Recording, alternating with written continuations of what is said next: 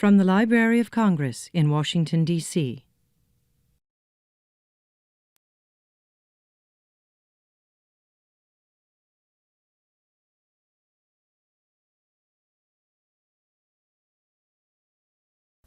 Two Washington, D.C. high school students, Ahmad Woodward and Tanae Crumlin, meet award-winning author Tonya Bolden to discuss the research and writing process around her book entitled Capitol Days, Michael Shiner's Journal.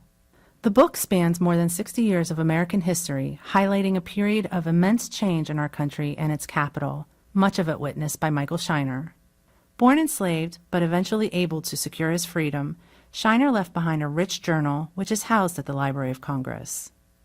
In his journal, Shiner recounted the burning of the city during the War of 1812 to the laying of the cornerstone for the Washington Monument, as well as the inauguration of 11 presidents.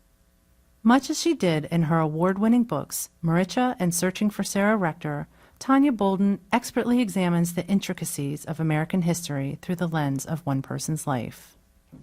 I want to begin by asking you, how did you start your writing process for this book? For this book, with panic. Every book begins with panic. 10th book, 15th book, 18th book, 24th book, it begins with panic. Because I think this is new. It's though I've never done a book before. Because no book is like, it's like the last one I did. Capitol Days is not like Sarah Rector. And then I kind of calm down and I go to the research. That's what saves me. And I think everything comes out of the research. So how do you organize your research for the writing process? Okay, well, for one thing I do, if I'm getting newspaper articles from online, yes, I tend to, because I don't know, I don't trust things or I don't understand things, I just save onto my computer. In case, not just on their site, but I save it onto my computer. And I've been better. I used to have it would be like Michael Shiner, and everything, my drafts, my memos, everything was in one folder. Mm-hmm. But now I break it out and say newspaper articles, other references, and break it all out. Because the trouble comes when you do that research is you lose stuff. Right.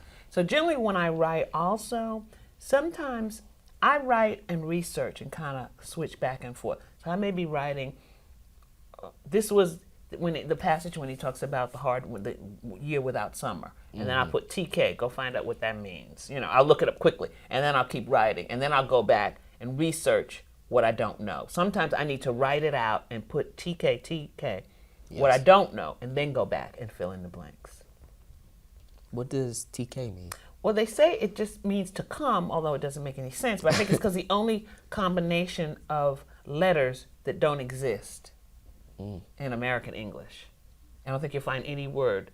So it's easy to track in a manuscript. You can put TK and then find out, like, TK, Muhammad Ali's trunks were TK color, and then go back in and say blue. I think that's the rationale, is that it's the combination that you never find in a word. That's deep, actually.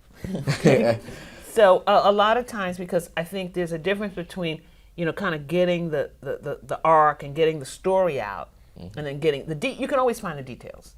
So I'll usually have a lot of TKs in my work and just say, okay, you know where this is going. And then getting to a point and saying, say at the end of, I guess, after he's reunited with his family, and then say, okay, so now what? And it's like, whoa, I've been so into Shiner. I need to talk about, okay, what's going what's the feel of D.C.? What's the everyday life of Washington? Right. So then I said, so go read some newspapers from around the time his family was freed. Right. So that's why I found out about pickled oysters and how much a book cost. I just went looking for articles to give a flavor. Because I think at different stages when you're writing, then you find what you need. So being from New York, did you have to do any research for primary or secondary sources there? In New York? Yes. Yes, but you know what? With this digitization age is amazing, because I needed to read a lot of newspapers from Washington in the 19th century. For example, the Daily National Intelligencer, the Evening Star. But I could do it. I had a subscription to Genealogy Bank.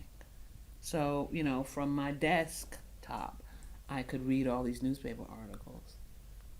So that's in the last, I guess, 10, 15 years, that research has really become like just amazing to do because you can do so much from your computer. You know, before you had certain people, you know, research really wasn't democratic because you had to have budget to be able to travel to archives and spend Right. time in cities to go through archives and you know, and you had to rely, if you didn't have the money for that, you had to rely on only secondary sources. Whereas now with so much online, it's just, even the photo research, you know, it's just amazing. So would you consider the research process now easier than?